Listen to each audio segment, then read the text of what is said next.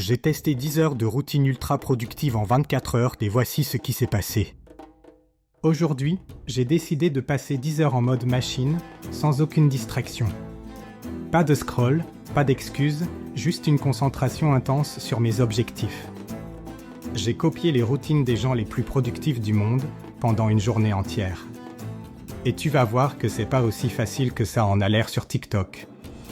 Pour cette expérience, j'ai étudié ce que font des personnalités comme Elon Musk, connu pour ses blocs de 5 minutes, Tim Ferriss et son approche minimaliste, les moines Shaolin avec leur discipline ancestrale et divers CEO.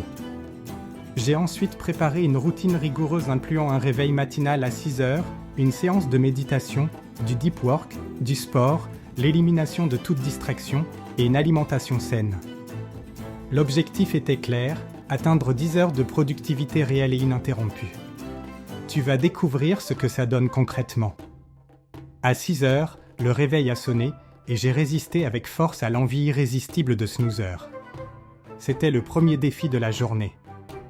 J'ai ensuite médité pendant 10 minutes, même si mon corps me suppliait de retourner dormir.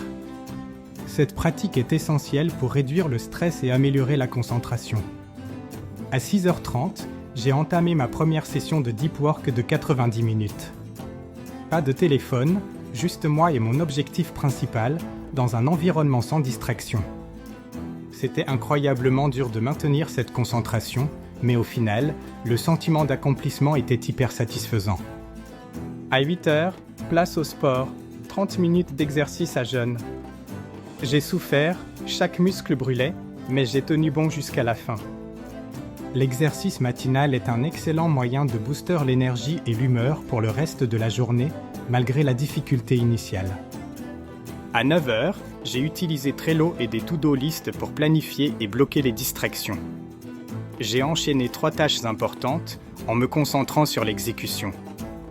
La technique du time blocking et la priorisation des tâches sont cruciales pour maximiser la productivité et éviter la dispersion.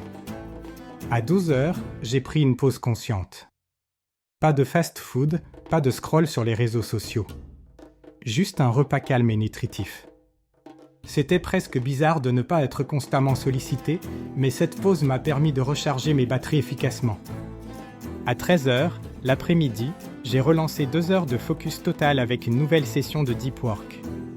C'est là que j'ai vraiment senti que mon cerveau carburait à plein régime.